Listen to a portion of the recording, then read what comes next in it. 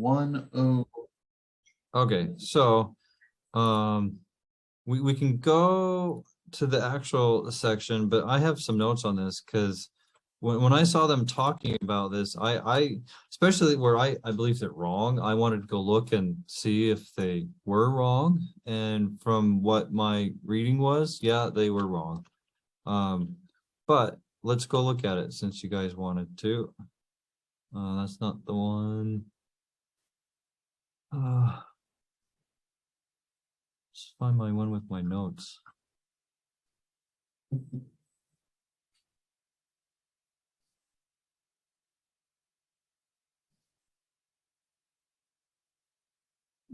Is it the one mighty and strong up there?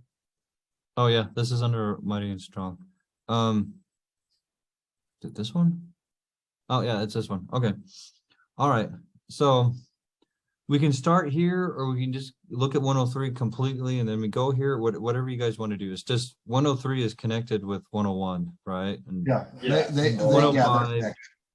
And there's some other things we can talk about too if you want, but let's focus on this part for now, anyways. So I don't know where you guys want to start. You guys run the show. Let's start at the top. Okay, Verily, so yeah. Go ahead. Go ahead and read. Verily, verily, I say unto you that my servant Joseph Smith Jr. is the man to whom I likened the servant to whom the Lord of the vineyard spake in the parable which I have given unto you. Therefore, let my servant Joseph Smith Jr. say unto the strength of my house, my young men and the middle-aged, gather yourselves together unto the land of Zion, upon the land which I have bought with money that has been consecrated unto me. And let all the churches send up wise men with their monies and purchase lands, even as I have commanded them. Okay, so now this stuff is referencing some stuff in 101. Okay, right. So let's go read 101.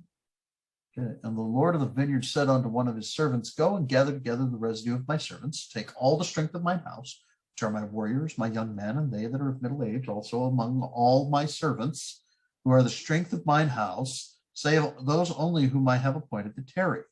And go ye straightway unto the land of my vineyard, and redeem my vineyard, for it is mine. I have bought it with money. Therefore get ye straightway unto my land, break down the walls of mine enemies, throw down their tower, and scatter their watchmen, and inasmuch as they gather together against you, avenge me of mine enemies, that by and by I may come with the residue of mine house and possess the land. Joseph Smith did that. He did that. He bought the land and he gathered the strong ones. In fact, in my opinion, he still is gathering the strong ones, like those who abide the Book of Mormon, which tells us to abide Torah. Right? Yeah. His words are still gathering his elect to get us ready for the mighty and strong. I don't see anything in that.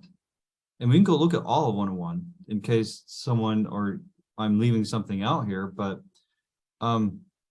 he did that. And in some sense, he still is, right? Because his translation, I think the most important thing Joseph Smith did was the Book of Mormon translation. Yeah. Which actually, when you go look at 2 Nephi 3, is a key part for the mighty and strong one, because he's going to use that to bring people and teach them, right?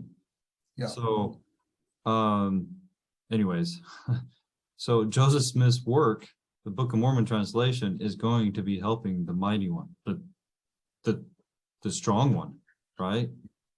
Yeah. Anyways. Well, that may, yeah, I can see it. I mean, we can go look at all of 101 in case you think I'm leaving something out, but not really. Not really. Yeah. Because the rest of it's all stuff related to church history and apostasy and yeah. Well, yeah. I mean, I don't remember it all because, like I told you, D&C is not my expertise. But I did go look at this, and when I came across it one time, like, okay, I should just go look at this. And in my readings, I mean, I didn't put notes, but other than the scriptures and seeing it, we can even go look at 105 ones that relate to this too. Well, he did it. Yeah. It says nothing about coming back and being the mighty and strong. The thing is, they're reading into 101 and 103 more than what it actually says. Yeah. Well, for instance, right there at the very top, it says, "Verily, verily, I say unto you that my servant Joseph Smith Jr. is the man to whom I likened the servant." Likened does not mean that this is the exact same person. Well, I mean, we can go, let's go look at that definition real quick. Yeah. But I don't even think we need that, to be honest, but let's go look at the definition. Especially definition in his time, because I have noticed with Book of Mormon that can make a difference. And even if we have the same definitions, knowing what all the definitions are, because we may focus on different definitions today than they did back then, right? Yeah. For instance, your typical Doctrine of Christ person will focus on the definition of fulfilled that it kind of indicates. Well, sure, but that still is not a full definition, because if I fulfilled the requirements to go to college, do I destroy the requirements for other people to go to college? Or do they still have the same requirements? They still have the same requirements. Oh, That's right. huh. So you mean fulfill still means more than what they're claiming? Interesting. Exactly. Anyways. Well, I like using the fulfillment. Oh yeah. I like using the example of fulfilled like a fulfillment center. The person places the order. Oh, the fulfillment center fills the order and sends it to the person, thus fulfilling the order. Yeah. Okay. So likened is saying go look at likened. To compare, to represent, as resembling or similar. So they're similar, but not necessarily exactly, right? That's not the same. It's actually, in order to be similar, it cannot be the same. Right.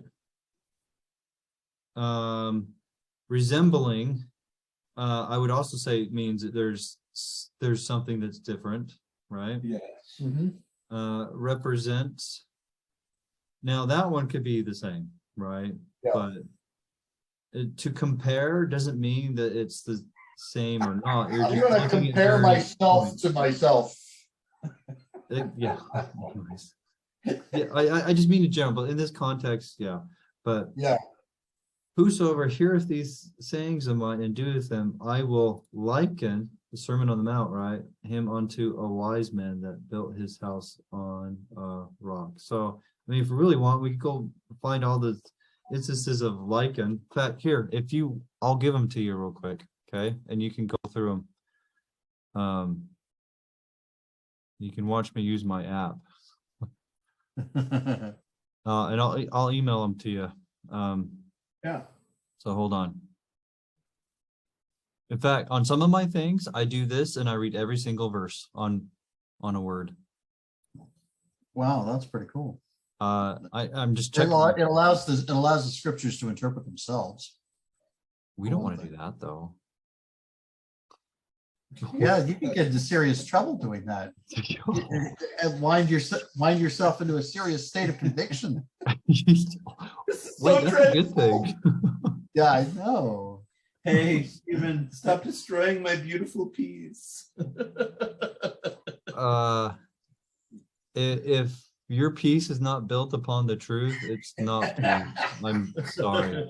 A peacemaker, I mean, I can show this from the Book of Mormon, but I'll sidetrack us. But a peacemaker is someone who preaches the truth, because truth is the only way that you will get peace. It's the ultimate pathway to peace. There is no other pathway. Yeah, there is no other pathway. Yeah. So Everything else is a shamrock. Yeah, I was thinking another word, but that's the same basic idea. A fraud is kind of more what I was thinking, but deceit. Okay. All right, so I'll show you Liken in the scriptures. Oh, let's move that there. Move this there. So this is a Visual Studio. This is where I spend my days. Well, most days anyway. So, oops, if I could. So I'm gonna go tell. So I'm using regex, and I have where you can do trees. I don't know how much you guys are familiar with logic or programming or and Yeah. ors, XORs. I have all this. I even have one for count. If you want it so many times before you want it seen, you can do that too. But we're just gonna do something simple, lichen, right? Yep. Which will give us likened also because you know, lichen is inside of like. So, Oh yeah, that's a lot of them. and then I don't like looking it in there because Visual Studio is not written to look at documents. It's written to look at code. So then go put it in OneNote. And because it looks nicer there. OneNote's very good at looking at documents. Visual Studio is not. Yes. And I'm gonna put a sub tab here. Lichen, and I'll email these to you too. So it's I don't know where you want to focus on, or you want to move on to something else, and we can look at that stuff later. But I generally focus Book of Mormon ones. Yeah. So my big reason for that, they can't claim mistranslation. Right. They can with the Bible, and they do. They Mhm. can't with the Book of Mormon. Yeah. That's one of my reasons I focus on Book of Mormon. But anyways, you're Yeah, learning there's secrets. not very much there's not much room for controversy in the text. Oh, there is. I mean, but there's There not should as be. much. There shouldn't There's be. But not- I've had people in the LDS tradition. Their way to combat what I'm bringing out from the Book of Mormon is, guess what? You grew up with the wrong Doctrine and Covenants. And I'm like, what does that matter? I'm talking about the Book of Mormon here. Yeah, I know, but they're saying that because they can't really argue against what I'm bringing out without looking dumb, right? Yeah. So that was them attacking me, not what I was bringing out from the Book of Mormon. Right. That was a real zinger. Yeah. Anyways, okay. So I don't know which one of these you want to look at, but here's lichen everywhere in the scriptures, Yeah. other than the D&C sections that I exclude. But I showed you those the other day. Yep. Um, And I did read many things out of them which are written in the books of Moses, that I might more fully persuade you to believe. sorry, I was just highlighting the lichen for you. Yep. The Lord, their Redeemer, I did read unto them that which was written by the prophet Isaiah, for I did liken all scriptures unto us. This is in the, that it might be for our profit and learning. Go into that. Wherefore I spake unto them here, it's saying, hear ye the word of the prophet, ye who are remnant of the house of Israel, branch broken off, hear ye the words of the prophet, which are written in all the house of Israel, and liken them unto yourselves. So yeah, that's So to me, I know where you're coming from, but I'm fine with the lichen being actual Joseph Smith, because when I look at the section it's actually talking about, it's not talking about the mighty and strong. It's talking about things that Joseph Smith actually did. yeah, that's true. And so I don't think that route that you're taking is necessary, because, and actually I think it's wrong, to be honest, because it's saying this is Joseph Smith. And when I read what those verses are that it's actually referring to, that's what he did. And something it still is doing because of the Book of Mormon. Right. Okay. I see no mighty and strong one in that. That's true. They're putting stuff in there that's not there. That's how they're turning it into it. That's how they're creating an abomination. Gotcha. Yeah. Because let's co-read it again just to make sure. And the Lord of the vineyard said unto one of his servants, go and gather together the residue of my servants.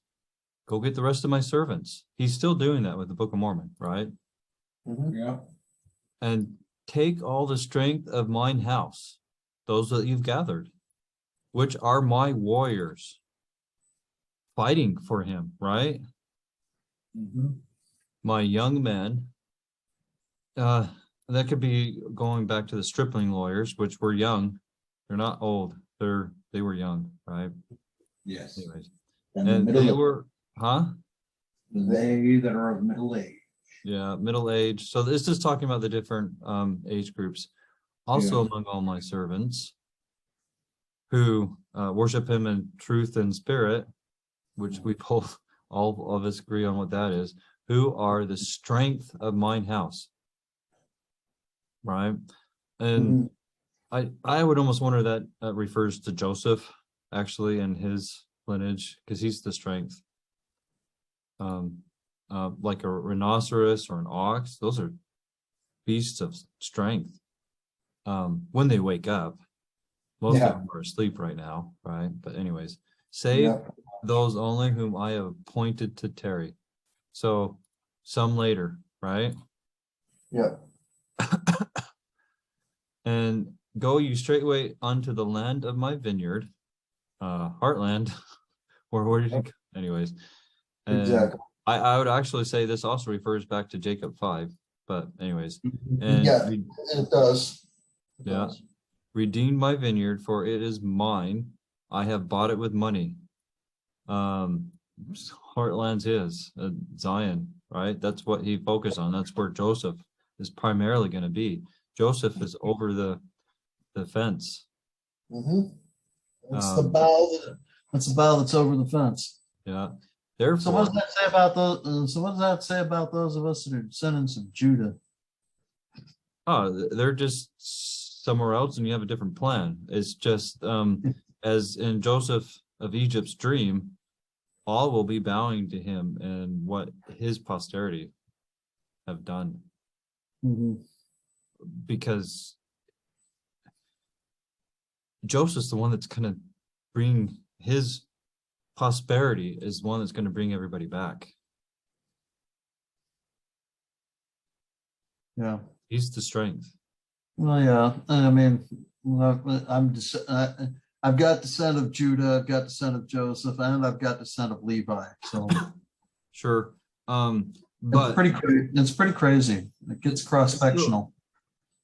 Judah did have the scepter, and I think they'll get it back, but so they have their responsibility, but the understanding is in Joseph. Joseph is the one that understood, really understood.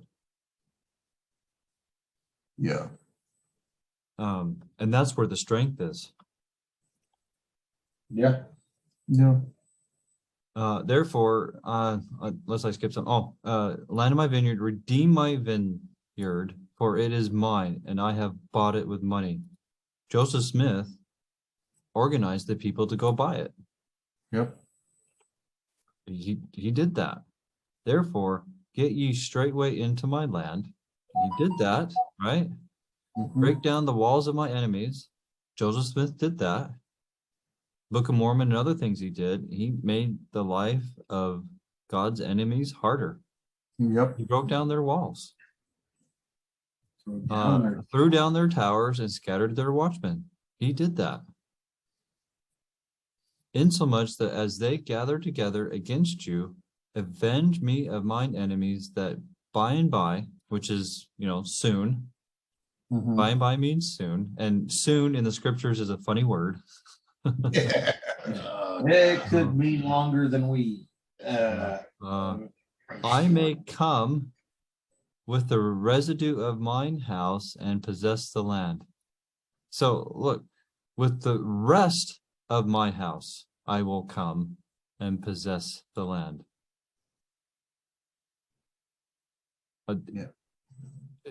Anyways, I think in that it shows that Joseph Smith did his job, and there's going to be more done later. Yeah, by the residue of his house. The residue.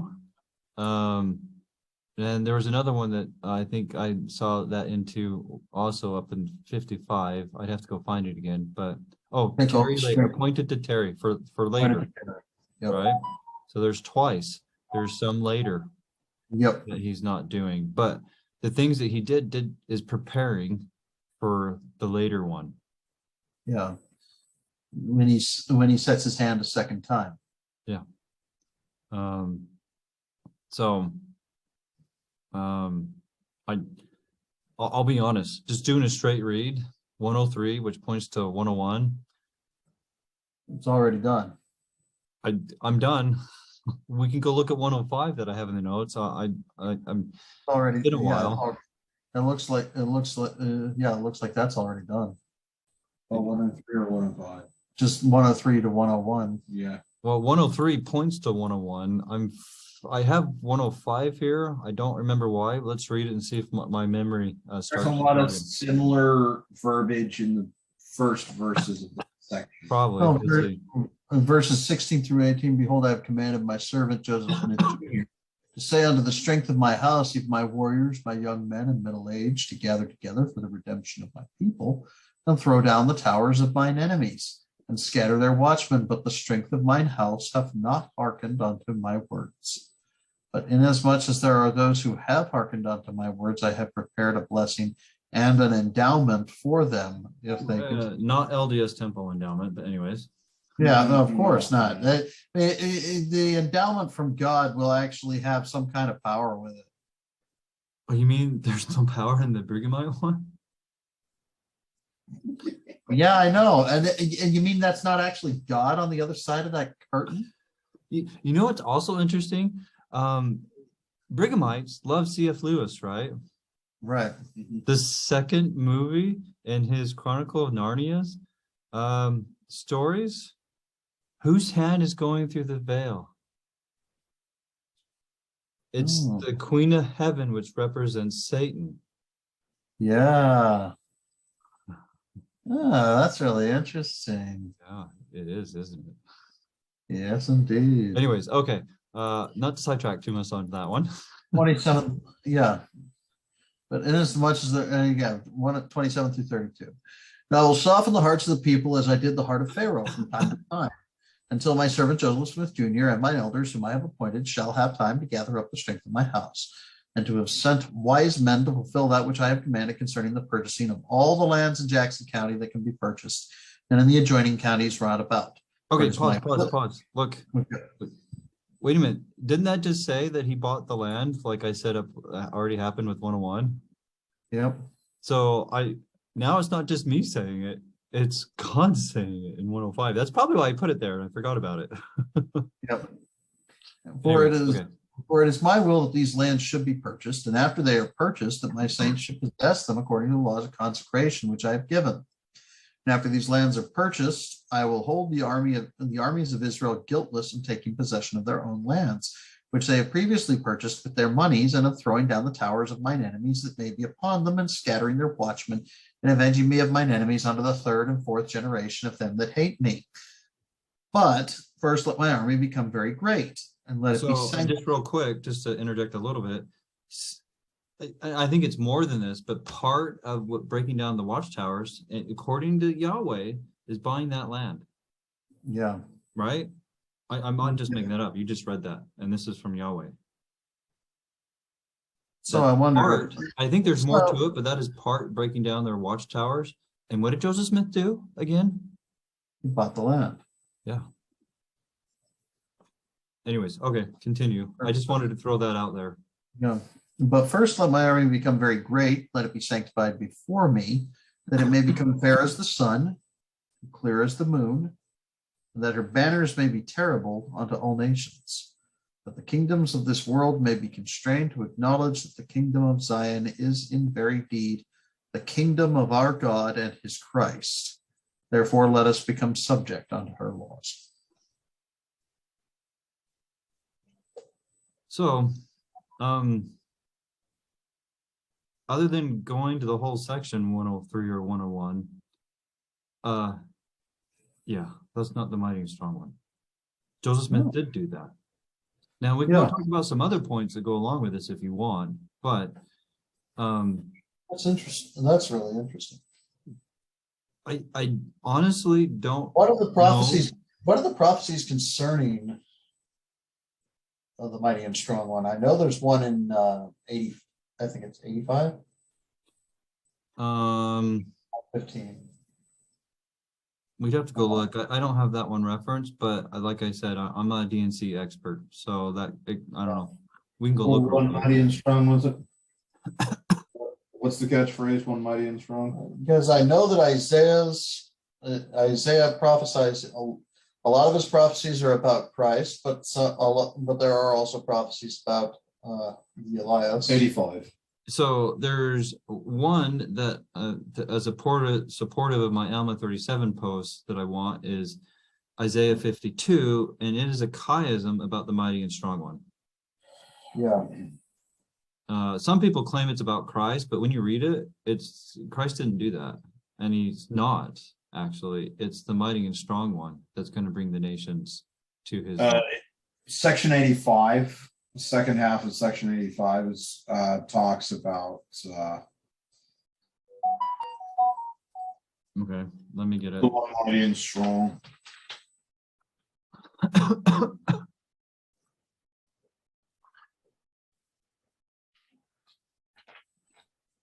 You want to read that one, Matt? Let me get it up. Actually, since it's only 12 verses, seems it's only 12 verses. Well, I can read it. That's not the end. Well, let's talk about it while we're reading, okay? Yeah. So I understand why some people want to read through a whole thing and then talk, but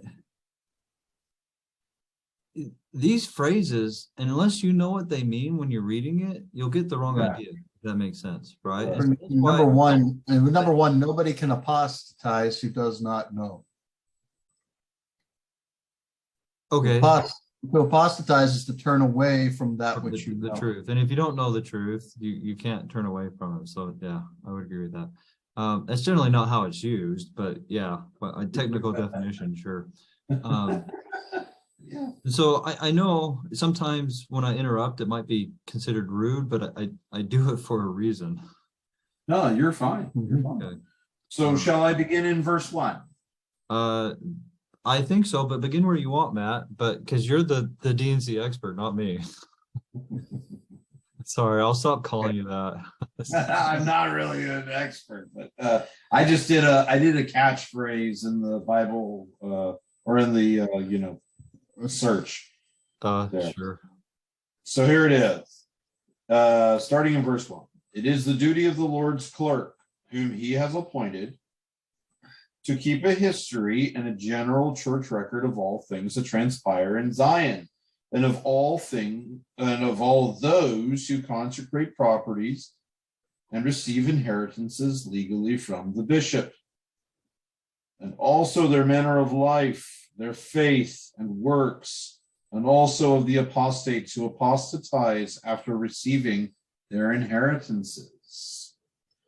It is contrary to the will and commandment of God that those who receive. So real quick, just to go along with what Ben said, apostates, I think it's those who leave the church, not necessarily leave the truth. Because there's people who join the church who don't completely know the truth, because when we're born again, we don't know everything. We started on the path. We are now on the path, right? I think it's the wording of 2 Nephi 32. You are now on the path. That doesn't mean you've gone down the path and learned it yet. It means you've started it. Okay. Anyways, sorry about that. No, you're good. You're good. It is contrary to the will and commandment of God that those who receive not their inheritance by consecration agreeable to his law, which he has given, that he may tithe his people to prepare them. I'm gonna interject again right now. So you're good. You're good. Keep going. Consecration is tithing. Now so when you give something to God, no matter what it is, right? Whether if it's tithing or an offering or, well, I guess those are the two options, or a sacrifice or whatever, right? You consecrated it. It's right? it. Now, in most cases in the D&C, when it's talking about consecration, it's talking about tithing. In fact, if you look at this, verse 3, consecration, agreeable to his law, which he has given, that he may tithe. Oh, it just tied consecration and tithing together right there. Yeah. And I mean, D&C 119, tithing is a standing law forever. Standing means it doesn't change, and forever. If you need a definition for that, you need to. You have greater problems than Yeah, sorry, I don't know what to tell you. Yeah, really. There's nothing you can tell them. I mean, I can actually give you one, right? If you, but you two don't need it. But for other people, go to 1828 Webster's Dictionary and go look it up. But Yeah. Anyway, sorry. You're good. Yeah. I just try these people. A lot of Brighamites have this idea of consecration as giving up everything, and that is not the case. And I can even show it from the Book of Mormon too. But right here in this verse that we're looking at, and I'm just, it ties consecration with tithing right there. Unless you guys think I'm No, making that up, but I've always had a firm personal belief that tithing was a part of the law of consecration.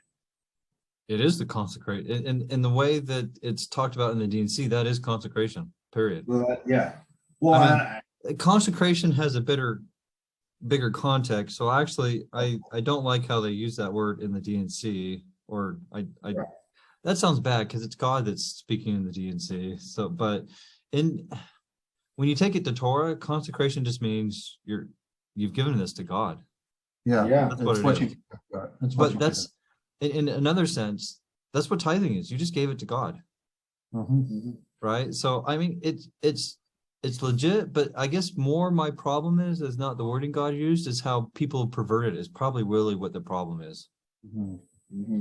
Yeah, that he may tithe his people to prepare them against the day of vengeance and burning. Should have their names enrolled with the people of God. Neither is their genealogy to be kept or to be had where it may be found on any of the records or history of the church. You know, neither is their genealogy to be kept. Yeah, you're talking cut off. No, but what is the church known for? Genealogy. Genealogy. Yeah. Sorry, pardon my friend. Well, no, yeah. Go and edit that recording now. No, that's fine. I'll say it. Fuck. Yeah, fuck.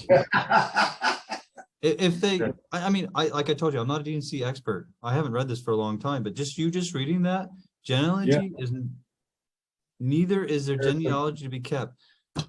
Or to be had where it may be found. But at the same time, let's not fall into the trap of isolating scripture, because this is actually referring to those people who have apostatized. That's a good point. Okay, but still, let's not. No, that's a very good point. But still, what does the church do? Yeah, they keep it for everyone in the whole world.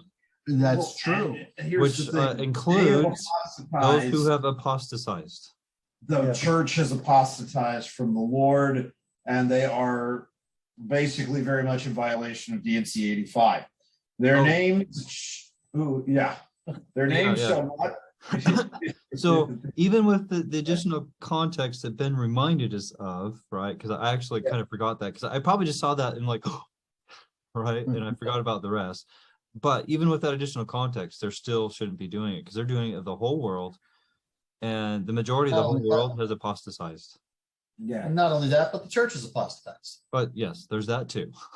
So the church shouldn't be keeping any genealogies, period.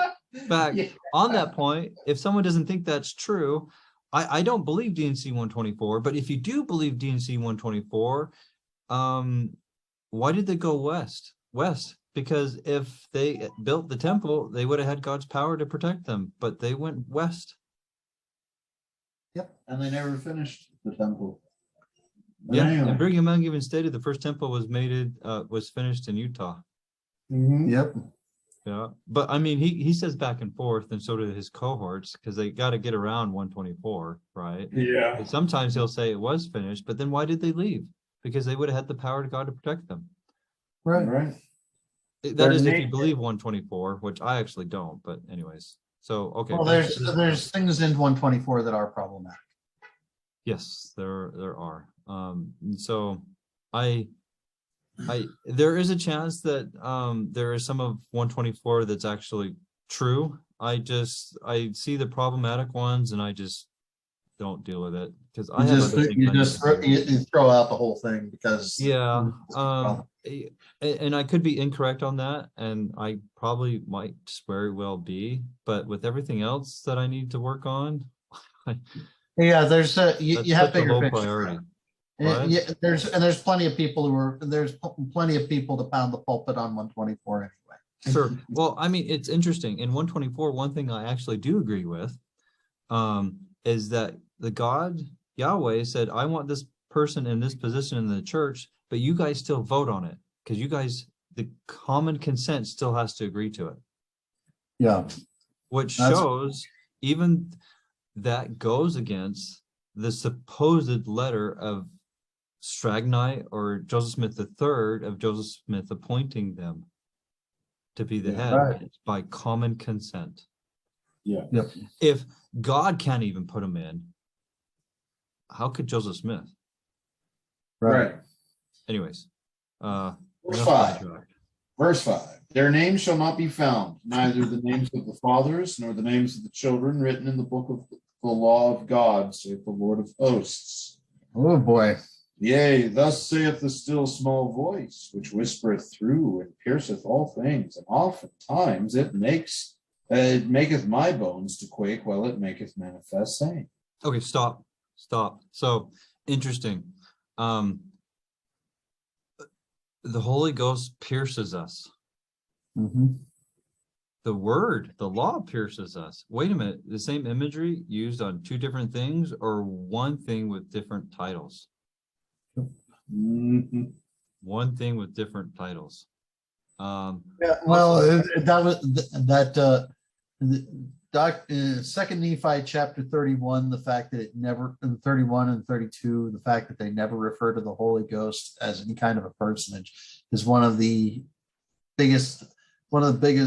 best tools that I've found for waking up people up to the idea that, well, maybe it is the mind and will of God, Torah. Sure. And then on top of that, to help you even more, there's a chiasm there, because in the chiasm, at the same points, one is the Holy Ghost is speaking to you, and the other one is the Word of God is speaking to you. And being the same level of the chiasm makes them exactly the same. And in addition, if they're not the same, which one is it? Is it the Holy Ghost or the Word of God? You have a contradiction if they're not the same. Exactly. Right. But they are the same. But anyways, another thing, it's interesting. So the law affects the bones because the bones have to do with the law. Just like Christ had no broken bones, but because he broke no law. This bones is something that's I've been keying into more and more lately. But anyways, it's very symbolic of the law and the commandments. Bones to quake. Well, it makes and the wicked, like the Bible, the Tanakh, and the Book of Mormon, the wicked have dry bones because they don't have the oil, and the oil is the law. Yes. Anyways. Verse 7. And it shall come to pass that I, the Lord God, will send one mighty and strong, holding the scepter of power in his hand, clothed with light for a covering, whose mouth shall utter words, eternal words, while his bowels shall be a fountain of truth, to set in order the house of God, and to arrange by lot the inheritances Torah of the saints, whose names are found, and the names of their fathers and of their children enrolled in the book of the law of God. Okay, so we should probably talk about this one. There's a lot. The inheritances. We're talking. Now we're throwing it back to Moses and Deuteronomy as he's handing out the inheritances to the tribes, and as he's. Well, first of all, I think one thing that if any restoration church needs to think about, he's going to set things in order. If things are not in order, they're in chaos, and in chaos, it's apostasy. Right.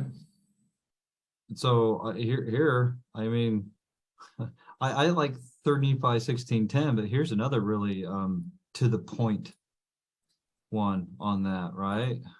Yeah. There's a modern day apostasy because most restoration churches teach us that there isn't going to be a modern day apostasy, and that I mean, the restoration is not the only one to say this, but I mean, it's more our background. But pretty much all restoration churches say we're the only one that has the authority. We're the only one who has the truth. Yeah. Now it's interesting. You know what? Book of Mormon teaches against that. Zarahemla had authority from God, their church up in Zarahemla. At the same time, Alma, the elder, got authority from God to start a church. Two different churches, independently of each other, got authority from God. Yep. Now, another interesting point is when they found each other, they joined together rather than making a council of churches. Yeah, I'm making fun of the restoration right now. Instead of making a council of churches, they actually came together as one. Yeah. Now, also, where did Abinadi get his authority? Because he wasn't part of Any restorations? court, which they didn't have it. But anyways, he came out of nowhere. So even that example could show that there possibly three, right? But we don't really know where Abinadi came from. We don't get those details. But which would make me think he kind of came out of nowhere, which shows a third. But I also think it's really awesome at the close of verse 7, enrolled in the book of the law of God. AKA, he writes the law in the fleshy tablets of your heart. But also enrolled Which in is the book Torah. of the law. Enrolled in the book of the law of God is a direct reference to having your name enrolled among the people of Israel. Yeah. The people of the Torah. Yeah. Sure. And the Book of Mormon states that when the Gentiles are born again, join his ways, they are adopted into Israel. Yes. Yep.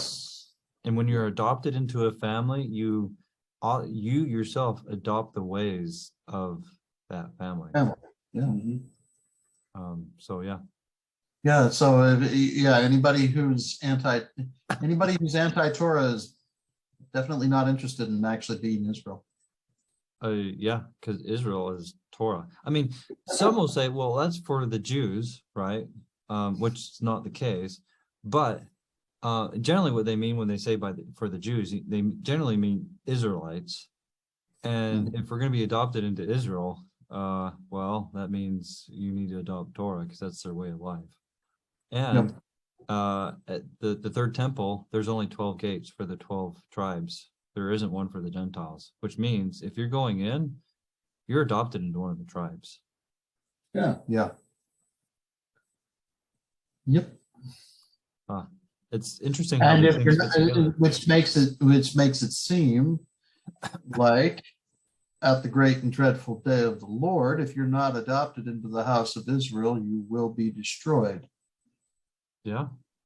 You'll be one of the billions. So, not all. So on that, 3 Nephi 9 and 10 give some insights onto that. I don't know if you want to segue into that just a minute. Yeah, sure. Let me get it just real quick. Because in fact, if it was only children of Israel, we wouldn't have to be told that if you don't keep tabernacles, you won't get rain, because they'll keep it. It's others that won't. Right. You wouldn't need that information if that was the case, which I don't, it's not. In fact, I think the millennium is going to be more like the book of Joshua than we probably generally people think of. In fact, Jesus, when he came down to the Nephites, even shows this some too, because if everybody was believers, why did there need to be apostles to go out and teach the people? That's true. And if you ask me, 3 Nephi 11 is a type of the second coming. So anyways, all right. So probably the more important one on this is 3 Nephi 10:12, okay? Because the other one only has the first part, which we can go look at if you want, but this is an important one. And it was the more righteous part of the people who were saved. Okay, more righteous. And it was they, this is defining it, which received the prophets and stoned them not. And it was they, so this is the other group, which had not shed the blood of the saints which were spared. So the believers. That's not a terribly high bar.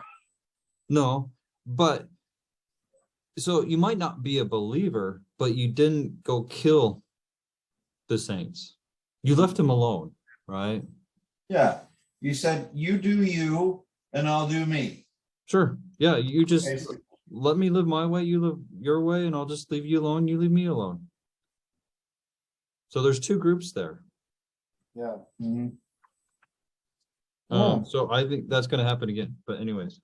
And it's really not a super high bar of admission to the time of the second coming.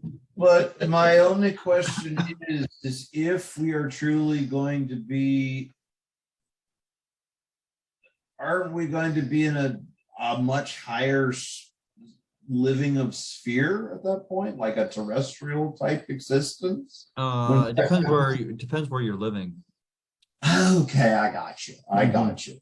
Right. Okay, so it's all a matter of where you are in relation to the city of Zion, basically. Or Jerusalem, because there's the two. Or Jerusalem, right? Yeah. Right. There's the two Jerusalem, the New Jerusalem and the Jerusalem. I got you.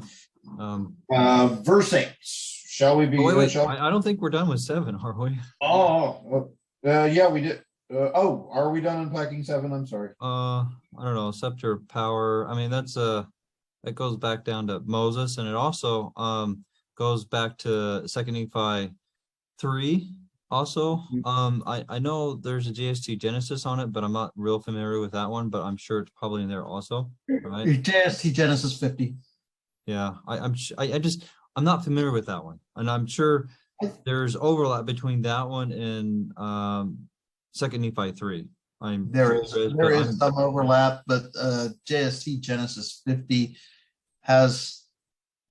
brings out some things. 2 Nephi chapter 3 brings out somewhat slightly different things. So I should probably go study that one. It's just like I've admitted multiple times, I focus on the Book of Mormon. Yeah. Yeah.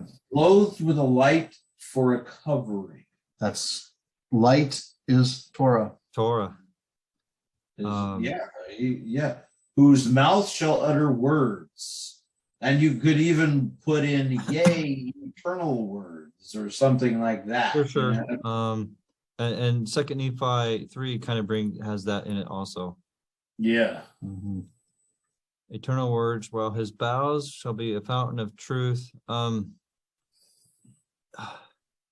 So, Christ had his bowels full of mercy, which allows the atonement. So I would think that would be talking about how he's going to be teaching mercy. Well, mercy is a soft virtue. Truth is a hard virtue. There is a line between truth and lies. It is so he is going to be a fountain of truth. Is not necessarily that's not necessarily about mercy, I don't think. I'm not sure is what I'm saying. I'm just saying the first thing I think that goes with bowels is how Christ's bowels were full with mercy, which allowed him to do the atonement. But this is about Elias. When you think about John the Baptist, his bowels were a fountain of truth. Does it say that about him? Truth. He spoke truth. Okay, so let's do something. Let's go back to my search program, because I honestly don't know what to do with the bowels one. Okay, I'm just being completely honest. So I actually want to dig into it. Unless And actually looking at this, though, if you think about it, so whose mouth shall utter words, eternal words, there's a semicolon there, which means you're tying the next idea potentially into this. While his bowels shall be full of truth to set in order the house of God. Well, and that would be teaching Torah, as Jacob 5 tells us he will be doing. Just like John the Baptist taught true Torah. Yeah. Making his path straight, and the way to do that is Torah, right? Mm. You know, when you know what the symbols are, they all fit together, don't they? Yeah. I'll be right back. I gotta put the voiceover away. Okay. Yeah. Let's take a look here. Let's see. Let's move you over and you over so it doesn't get funny. Yeah, sounds good, Vision, John. Not so much. Let's copy you, stop you, bring you, and move that, move that. No. It needs, we're gonna make a new one.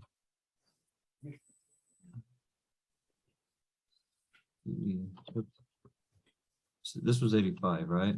Mhm. Yeah, so, but I'm not gonna put this in. I'm just gonna put under that valves and paste this. All right, let's see. I want one on John. First. So I'm not saying anything with Bowles and John the Baptist, but I mean, sometimes quick word searches like this Mhm. don't do that, right? So I understand Yeah. they have their weakness, because it could be in another verse, or it could just be John talking about it and he's not saying his own name, which is funny, right? Of course, in the Book of Mormon, they do that. I, Nephi. And sometimes you just have to read the record and make a call. This search tool has its weaknesses for sure. It has its strengths. It's a tool, and you shouldn't be using a hammer for a saw, right? Yeah, or you shouldn't use a hammer to pound it. You shouldn't use a hammer on a screw. Sure. Yeah. So it's a tool in the tool belt to try to help us. Do you know a verse where it talks about John and Bowles, just out of curiosity? Not really, but what I'm talking about is a general reference to the message of John, because his message was full of truth. Yeah, if you can look at that. I definitely accept the full of truth. That's for sure. My issue is the Bowles. If you actually look at the word at that page that you have for bowels, you'll get a pretty good idea of what they're talking about in the scriptures when they talk about that. Sure. No, I haven't done that. So so let's take a look into the New Testament. Yeah, John the Baptist. I'm doing a Bing search on John the Baptist bowels. Just see, that's another tool in one's belt. Go see what somebody says, but don't just take their word for it. Look what they're actually saying. Cool draw too. He leapt in the womb when he recognized the truth. Mm-hmm. And that the truth was in Mary's womb. The truth was Jesus, and he leapt within his mother's womb. Yeah, the womb is the bowels. Yeah. So that's a good point. That's pray the way the Lord makes that straight. So some of these things that people like John the Baptist bones found, I mean, unless you're into relics and worshiping them, who cares? Sorry. Right. Tell me about it. It's just, how does the bones do with bowels? It's just search engines have their strengths and their weaknesses also, right? Anyways. Yep, definitely. But what was John the Baptist's diet? What did John the Baptist eat? Honey and locusts. Yep. And I actually believe the locust was insect. I know some people will argue it was a nut of some type, but the locust insect is actually kosher. And it's also I've actually eaten one. And they don't taste bad. Oh, I haven't done it. If I get starving, because the grasshopper is in the same family, and I can't remember if that one's listed or not. Mm-hmm. For sure, but I believe the grasshopper is kosher too. But anyways, Where others may go eat the pig, I'll go eat the grasshopper. Oh, the thing is, the interesting thing about a lot of this foods that are not kosher is that they also carry high levels of parasites in them. Yeah, and they're toxic also. There's scientific studies that shows and I have that and some studies of that in my kosher resource page.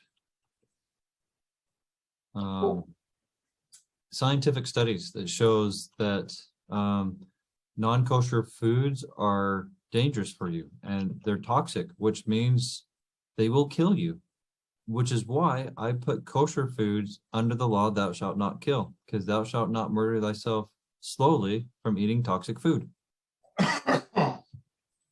Anyways, so I just see kosher laws as an expounding of thou shalt not murder.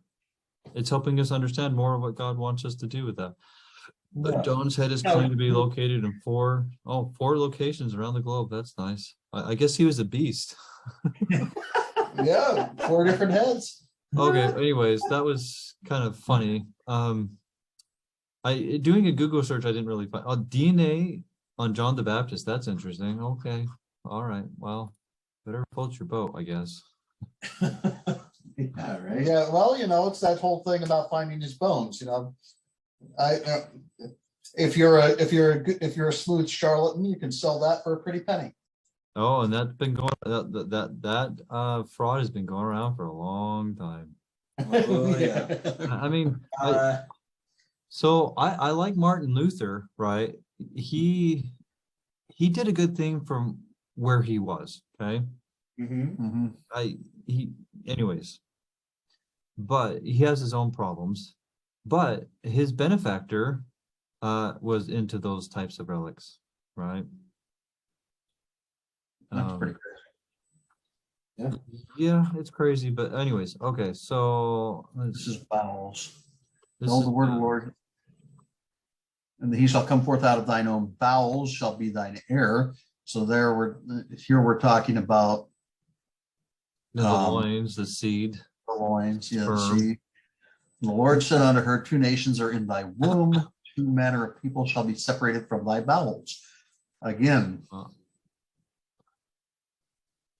that same connotation. That could be like truth versus untruth, right? Mm-hmm. Because one was for truth and one was not. But anyways, one day if you want to talk about those two, the story of those two has a lot of deep symbolic meanings to it. You're talking, is that Jacob and Esau? Yeah, there's a lot there. It's Yep. amazing. But anyways, so that'll have to be another day. Yeah. Now we're kind of getting down to that time. Okay, all right. Well, maybe let's go back. Maybe since if you guys are getting close, let's go back to the verse. We can look into bowels more later, I guess, because we should probably finish at least that section up, right? But I'll be honest, I'm not sure what that is, mainly because of the bowels. The fountain of truth, I think that's a piece of cake, but the bowels, I mean, just a couple we looked at can be related to truth. So, anyways. Mm-hmm. Oh, yeah. Verse 8. While that man who was called of God and appointed, that putteth forth his hand to study the ark of God, shall fall by the shaft of death, like as a tree that is smitten by the vivid shaft of lightning. Well, that's pretty straightforward. It seems. I'm not sure to say, but while that man who was called of God and appointed, and so I would almost think that's referring to the mighty and strong one, right? It's tied because there's a semicolon at the end of 7. Yeah, you're right. I'm just more going off of context because God didn't say semicolon when he was saying this, but so that's. No, that's true. That's true. In fact, the Book of Mormon punctuation wasn't on the gold plates. In fact, Joseph Smith didn't put it in. It was the printer who put it in. Yeah. But anyway, a lot of people will complain about that on the Book of Mormon too. But Joseph Smith didn't do that, and it wasn't on the gold plate because Hebrew didn't have that. the Hebrew uses chiasms and Yeah. other poetic structures to get that That's type true. of information That's out. true. That putteth But- forth his hand to steady the ark of God shall fall by the shaft of death. Talking about the one man who was not of the tribe of Levi, who tried to steady the Ark of the Covenant when it was Sure. fallen, It's going back to that. like as a tree that is smitten by the vivid shaft of lightning. But yeah, Well, But if the how does tree that, is how does that, who's, How does that go in with the mighty and strong one? That's where I'm confused. Mhm. Because the mighty and strong one does, there's prophecy how, Now, it might Um, actually be a reference to it might actually be a reference to that Isaiah chapter that talks about the changeover of stewards. yeah, that's From something we'll have to think about, maybe do some research on, because I don't, I that one just seems out of place, other than it's referring to other things, other concepts that relates in some way, but I don't know right now, to be honest. Mhm. Because other than that, it seems out of place. And so right. in some ways, I would wonder if there's a chiasm in this chapter or section. Mhm. And maybe that's relating to something else, actually, right? That could be another theory. That's a possibility too. Mhm.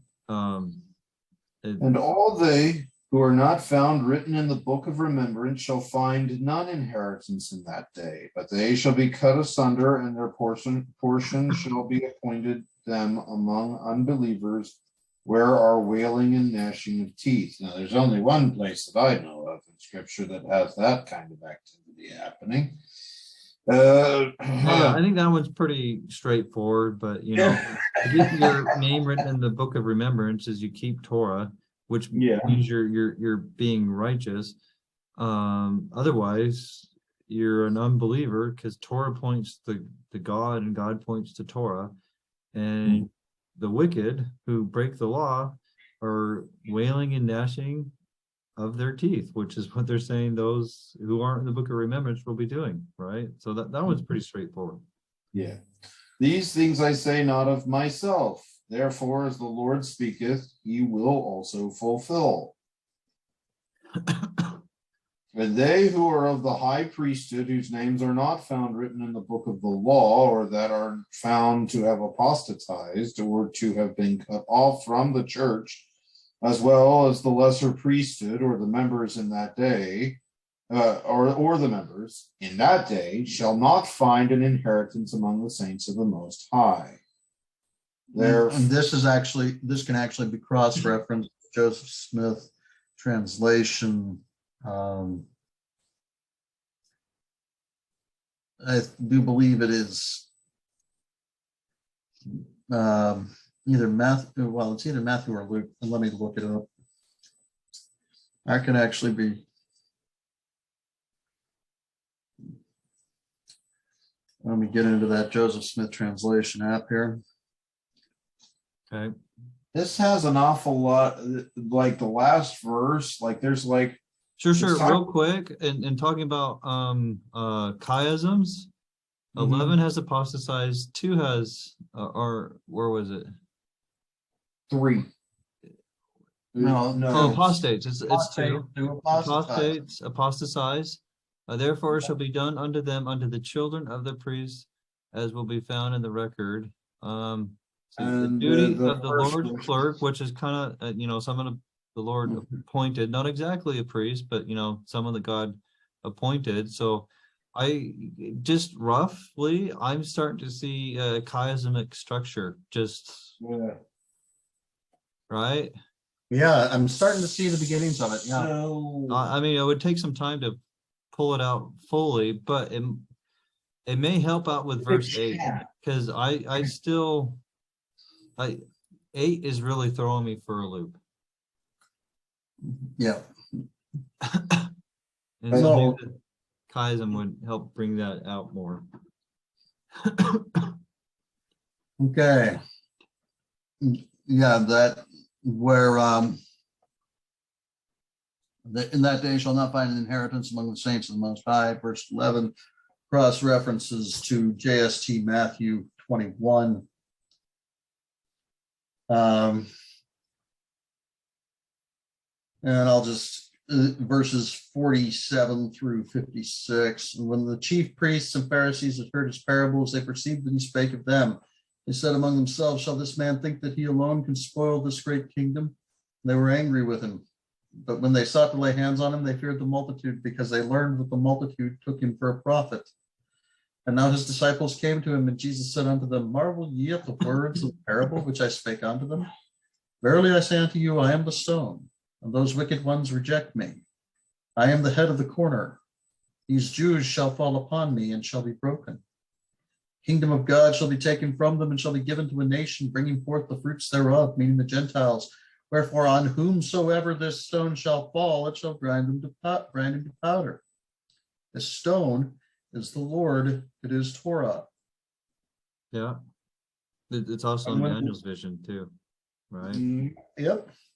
And when the Lord therefore of the vineyard cometh, he will destroy those miserable wicked men, and will let again his vineyard unto other husbandmen, even in the last days, who shall render unto him the fruits in their seasons. This is also another reference to that, to the idea that I was postulating about 8.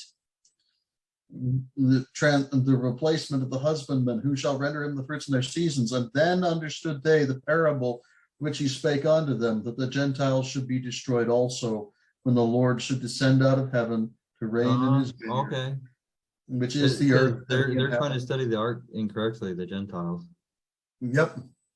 Okay, well that's Well, and if you think about the guy who tried to study the ark, he did it incorrectly yeah.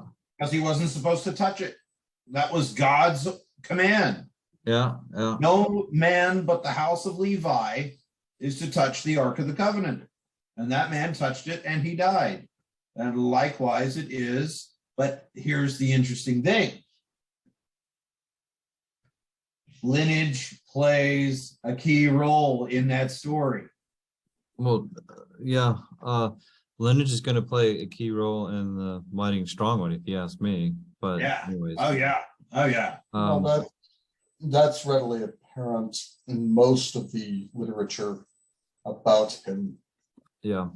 I for sure he's of Joseph. I think there's no doubt on that. Yeah. I tend to believe Manasseh, but I'm not 100% sure on that. But that's what I lean towards. But I'm not 100% sure. But anyways. Mm-hmm.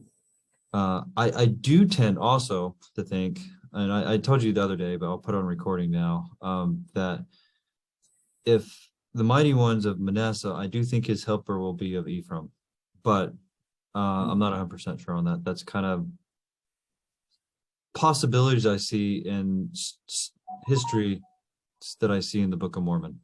Hey, so Stephen, was Moses descendant of Levi? Yeah, Moses was Levi. Are you sure?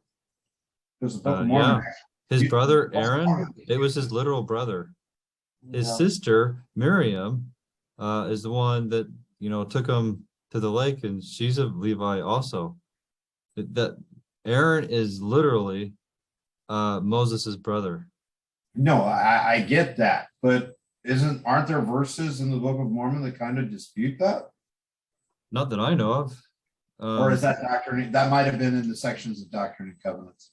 No, actually, what you're thinking of is thinking of. Well, let's look at that. Because I'm 2 Nephi chapter 3. yeah. Let's go there. Well, that doesn't. He just says Joseph knows Moses is coming. It doesn't say that Moses is of his lineage. There, and that's what I'm going to be looking into. I'm going to get my one that I like. It's actually I have it in a chiasm. Oh, cool. Yeah, that would be great. Because for some reason, Here, Yeah, it just says Moses will I raise up. Yeah, Well, he shall be great like unto Nephi says nothing about Moses's lineage. Well, verse 9 could be looked at that way though. Well, He shall be great like unto Moses, whom I have said I would raise up unto you. to deliver my people. Okay. Yeah, I can maybe. That's probably where the confusion might set That's in. maybe where they get it from. I Mhm. wouldn't take it that way. Yeah. I mean, technically, if Moses is raised up to deliver the house of Israel, he's going to deliver Joseph. So, Yeah, because he delivered all tribes. yeah. Compound of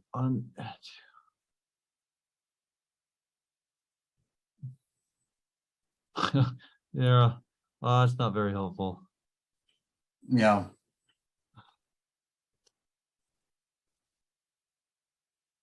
And this probably will not be helpful.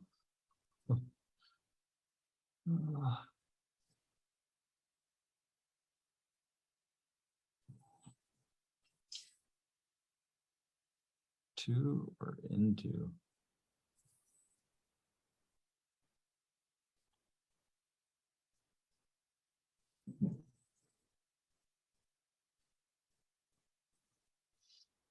Yeah. I found it.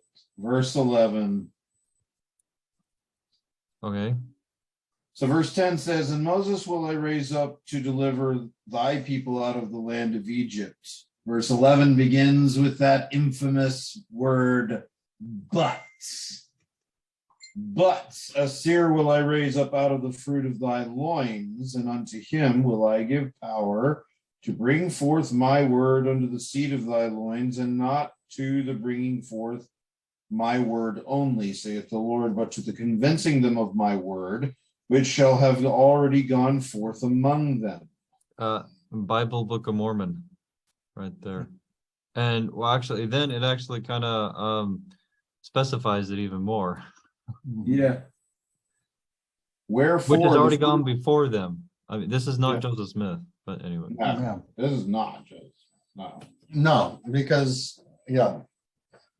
And Joseph Smith is the one who introduced what already went before it. And Yeah. already before. Joseph Smith is the lesser. But anyways. He's the shadow. He's the type. Yeah.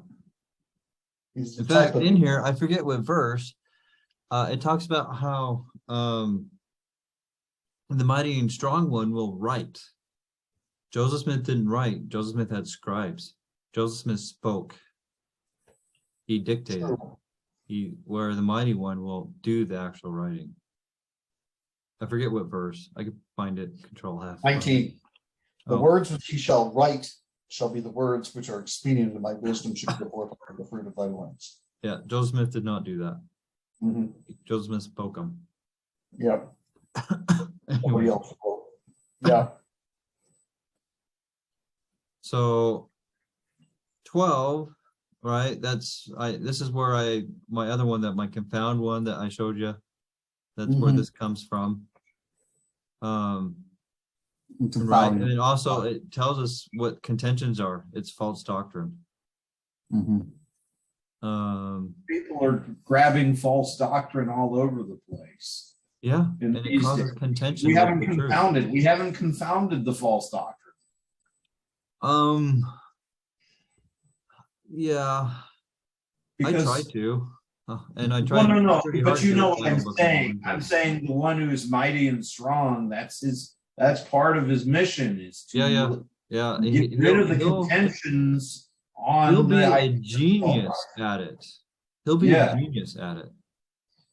He'll know the word. He'll probably have all the scriptures memorized. I mean, I'm making that up a little bit. I'm just bringing out how he will know it in and out like mad, right?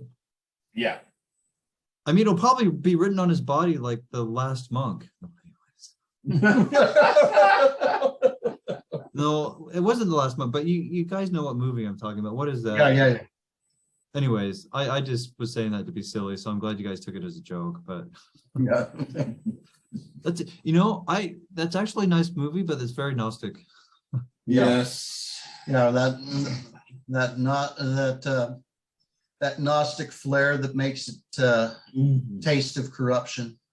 Oh yeah, they're making good look evil, and evil look good. It's all over it, but they did a really good job at it. Yeah. I'll admit it.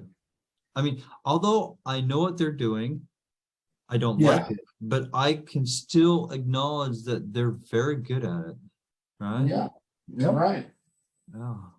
Well, Anyway. okay, so my question is the mighty and strong one is supposed to show up in the latter days, according to verse 12. Well, Latter days and last days are often interchangeable. yeah, so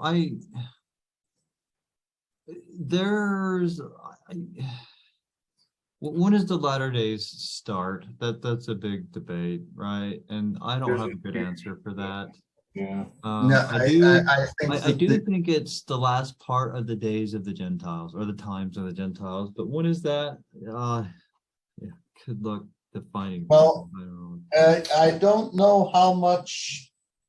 I don't know how much farther before before the whole world falls into captivity to the beast. Well, I believe the mighty one's coming soon. Yeah. When I don't know, because also if do you know what the creation prophecy is? The 7 days of The creation. 7 days of creation are the 7 days of the 7,000 years of the earth's existence. Yeah, and it's prophecy, and judgment happens a little after the 7th millennium. It's not before; it's a little after. And even the creation prophecy shows that, and even other histories in the Bible shows that also. This is one of these tricky things that a lot of people don't understand, and so I do tend to believe the 6th millennium ends around 2030, give or take. Okay, for one, Yeshua was with them to the end of the age, the millennium. And if a millennium is about 1,000 years, just do the math. 2030. I think it's pretty simple. Also, another interesting little tidbit: Book of Mormon was given when? 1830. 2 has to do with the testing time.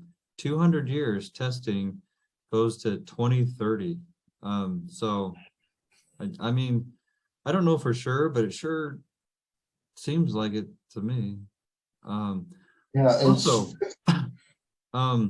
Noah's timing is interesting too. It's around that time. You can't get it perfectly because they don't give it enough dates to tell us when Mosiah 11 starts, but it's in that general kind of range. But anyways. Yeah, another interesting coincidence, because the Lord does say that his coming shall be as in the days of Noah.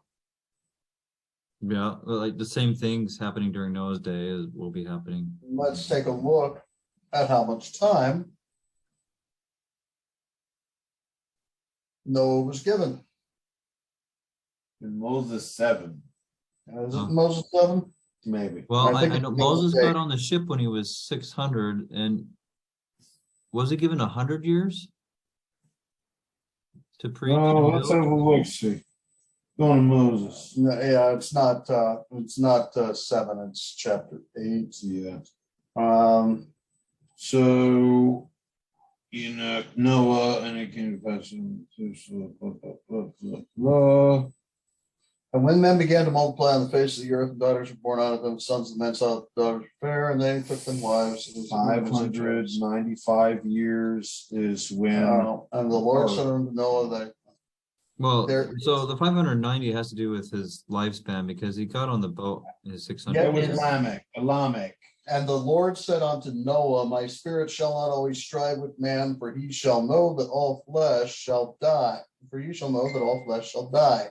Yet his days shall be 120 years. And if men do not repent, I will send in the floods upon them.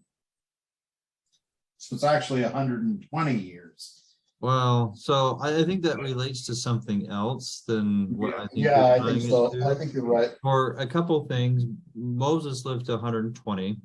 Also, if you take 120 jubilees, that's 6,000 years. That's how long man has to get the spirit. So I don't think that is referring to how long before he got in the boat that he was preaching. Yeah. But I could be wrong, but I don't think that's what that's referring to. Well, all right, I don't necessarily think that it's referring necessarily as a, time for time thing for the end of times. Well, If you get- I find it interesting, since with Noah got in the boat 600 years of his life. Nephi and Lehi started 600 years before the coming of Christ. It's, they're That is pretty cool. and 6,000 years is how long men has to make the choice to choose God or not, choose life or choose death. Other than there's the 8th day, and there's time after the millennium. It'll be short day, but there is an 8th day. Yeah. But anyways, Mm, which I think also some Maybe- references to the 8th day of Tabernacles, which it kind of is and kind of isn't, but I think it refers to that. Yeah, maybe just being silly, kind of. Maybe on that 8th day they can have their Sunday Sabbath. Oh, they will. No, I mean, I'm Yeah. kind of kidding, but kind of serious. It's primarily going to be Satan's followers at that time. So Yeah. they will. No. Because Sunday refers to the ancient dark sun, which is Saturn, Right. Mhm. which is the black cube. Yeah. So, I mean, when you know these, anyways, I'll just stop it there. But yeah, sun worship is Saturn worship, Yeah. and it's celebrating Satan. Well, technically, the Lord also gives us a time frame for how long the wicked are to be, punished before he tries to do another restoration or, another, bringing forth of the truth. Well, the third and fourth generation. the next stage of it, because Yeah. Joseph Smith was never meant to restore it all, but no. Yeah, but the third or got the fourth ball rolling. generation is passed. The third or fourth generation is passed. Yeah. Yeah, and question is, what is the generation? But I tend to agree with you. It's right about now. Mhm. Exactly, I don't know, but it's close. Yeah. But soon, that's a fickle word. I know. It's never as soon as you want it to be. Yeah. Anyways, so if you guys need to go, we could talk about more mighty and strong stuff next time, because I have some theories that I plan to put in a post of mine, but I don't know when that's going to get done, and I'm happy to share some things with you. Yeah, sure. But that's for another. I think that's for another day. Yeah, because I think it's to the point where you guys said you need to go. In fact, we might have pushed it a little further, but Yeah, I need to. But We've I give you a link got to a my meeting- chiasm if you want to look at it later. I do think chiasms kind of help. Yeah. Go ahead and attach that to the. I think I did put it. Yeah. Yeah, I did, and it's in the chat already. Okay, and I'm about to save the chat. Sure. I put the chats in the description on YouTube though, for people who look later. Yeah, I tend to like to save them. That way I have them on my own computer, and I'm. Sure. I have them saved on a hard drive, so Yeah. so that way if it gets lost, I can put it back up again. My first commentary on one of the Gnostic videos, which was a Snow White version, I tried so many times to put that on YouTube. It just wouldn't let me. But then I found out I could put it on Vimeo, so I put it there. And so I'm sure it gets a lot less looks because it's there instead of YouTube, but YouTube won't let me put it up. Yeah. I blurred the video so that way to get rid of the copyright issues, but I mean the sound I don't know how to blur the sound, especially after the fact, to only blur the movie's sound and not my sound when it's mixed together, right? So, Yeah. it gets kind of interesting. Yeah, and YouTube, I think, tries too hard about that because no one's gonna watch my commentary just to watch the video. For one, I'm speaking, and if they want to watch the movie, they're not gonna watch it, right? Because I interrupt it like every scene. Now, if So you they're take a not look, doing it for enjoyment. And I blur the video just to help get around the copyright issue because Mhm. it's you can tell what it is, but it's fuzzy. Mhm. Anyway. Yeah, you got it as the background. But anyway, yeah. Let's go ahead and send that to us. My man, I appreciate you once again sharing your Sabbath with us. A new moon, New moon. New moon, sorry. which Thank is you. a Sabbath, but I mean, most people when they say Yeah. Sabbath, they mean weekly Sabbath. Thank you. But Thank you for the correction. So the new moon, thank you for sharing this new moon with us. I hope to see you again on the next Sabbath, I guess. yeah, that would be Lunar Sabbath. It's Saturday night if you can make it. Yeah. Mhm. Yeah. I'm always off on Saturdays. So Yep, there and you so go. the Sabbath day is the day before the lunar event, right? No, okay. So first there's new moon, and then 7 days later is the Sabbath. And the new moon happens the sunset after the dark conjunction. Yep. Okay. That's fine. One of these days, if you want, we can go over many details on that. Yeah, that sounds like it. That sounds like something I need to look into because you can't really say that you've really studied something out in your mind if you don't know all the particulars of it. Sure. So the YouTube playlist, I'll put it in the chat again for it, is going to be your best resource, and you can listen to that while doing other things. Mhm. There are articles too that I can give you, but anyways, this is generally what I give people because a lot of, especially nowadays, most people just want to listen, right? I'm sure you two read, so I could give you articles too. I linked to some articles on this resource page. I need to update it to add more, but it's a very good start. Okay. Okay. And this site has some good articles. In fact, the author of that website is actually one of the people, the second video, 1, 2, and 3 in my Lunar Sabbath playlist is actually are videos that helped converted me to it. No. So he was somewhat instrumental into me believing it. I believe some details different than he does, because he thinks the year starts with wheat, barley, sorry. He starts with barley. I believe it starts with the equinox. There's problems with barley I can get into, but if you guys are getting late, you can look at my New Year resource page, and I talk about some of the problems with barley right there. So that way I don't keep you too much longer. And if you're really interested, you can go look. But I'm happy to answer the question. I'm just trying to keep it brief. Yeah. Thanks for all those resources. We'll be looking up stuff. So there are some differences on some lunar Sabbatarians, and it's generally when the day starts and when the year starts and when the new moon is. So, Yeah. and I'm happy to go over all those details, which I have in resources pages, and I'm happy to do it in a recording with you guys also, because it's an important thing. It is.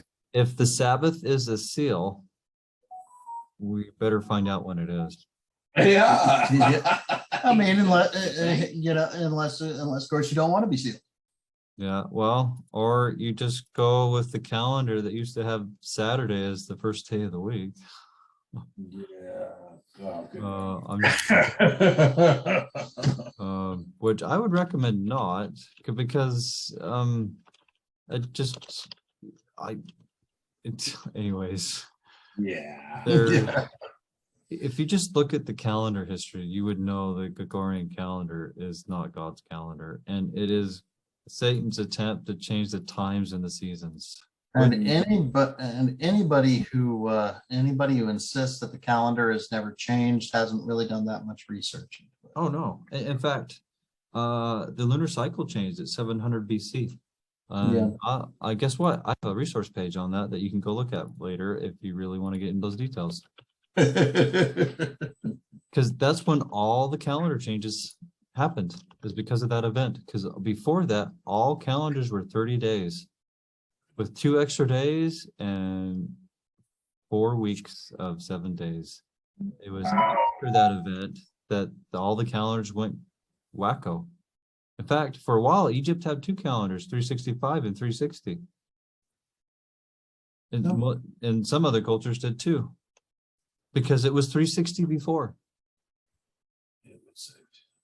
And then for a while, some cultures had non-count days to try to fix it, meaning days that are kind of there, but they don't really exist. Like the Jews considered the new moon and transition days as non-count days. Oh, I wonder where they got that word from. Maybe because that's what the other cultures used for those extra days that got added. Yeah, it's just adopting stuff from the people around them. Well, they adopted the word. The Hebrews did do it correctly, I would say, because they kept it with the lights in heaven. It's just on occasion, 13th moon is added with the Hebrew calendar, which I would say is the correct way of doing it. Where other cultures handled the problem different ways. Yeah. And then all the calendar problems, and then came the elaborate Catholic Church that forced everybody to do it their way. Or don't. Yep. Yeah. I mean, that's the best way to get absolute compliance. Yeah. Oh, talk about a foreshadowing of the end times. Do it our way or die. Because that's literally what's So potentially there's my happening. calendar changes page, which has a lot of stuff on. Shows how Rome changed. It shows how France had a 10-day, how different cultures even had a 5-day, or I think Mesoamerica's 13-week. I forget on that one, but anyways, and also for those. Well, that's why the Mesoamerican calendars are absolutely incomprehensible. Oh, it's weird. I studied it one time. It's because it's got the 3 gears, and anyways, but they don't go by the moon, which is designated to go by in Torah. Which no one argues that except on the weekly Sabbath, because everything else, lunar calendar, everything, all the high holidays, right? Yeah. Lunar. It's just For some reason they don't think it's the weekly, but that's because of what the Catholic Church did, and the Hillel second calendar, which is extra biblical. Postponement days are not in Torah. That is added. Yeah. Because they understand the 10th day of the first moon Yes. it can't land on a Sabbath because you have to buy and sell. Mhm. You have to go select your lamb, and if you don't have it yourself, you have to buy it because it has to be on the 10th. As I said, actually, I think this was before we started recording. I can't remember. Anyways, I'll say it again. 14. Yeshua came in the 4th millennium. Passover 14, 4, 13, 3, 12, 2, 1. 11, 1.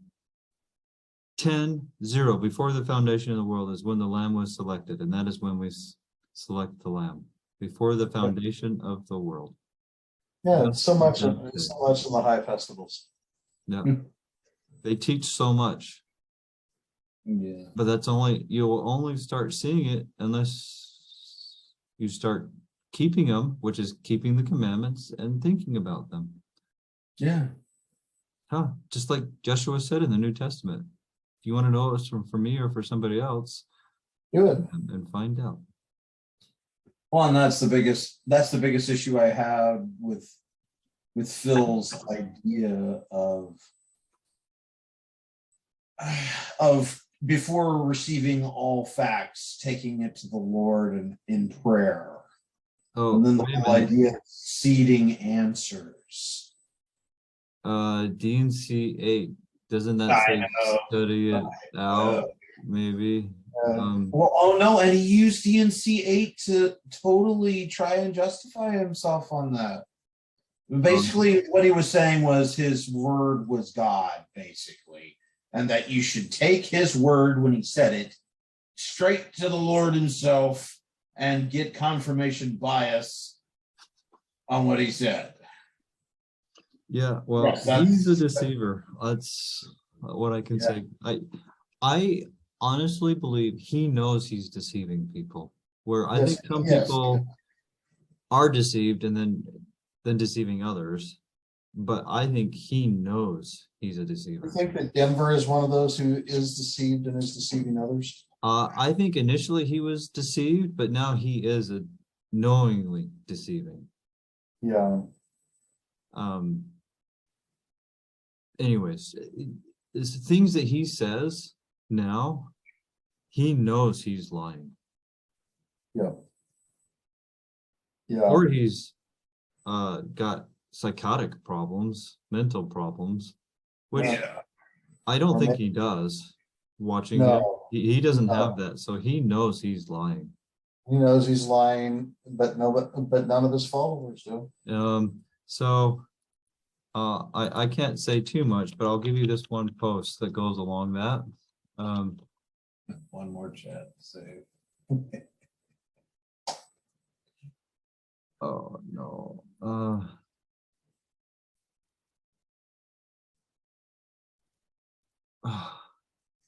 Hold on. You're good.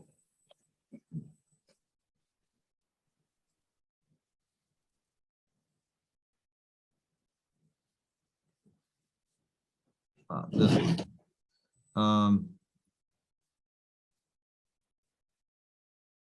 I know more than what I'm saying in that post because it promises. I'll leave it at that. Gotcha. We're gonna say the chat one more time. There you go. Okay. Well, We do need to go. let's close it. Let's close it with some prayer. Absolutely. You want to say that for us, Matt? Sure. Oh, no, I'm showing my hair that I didn't want to. Oh, wait, I'm going to stop recording. I'd rather not record the prayer. That's fine.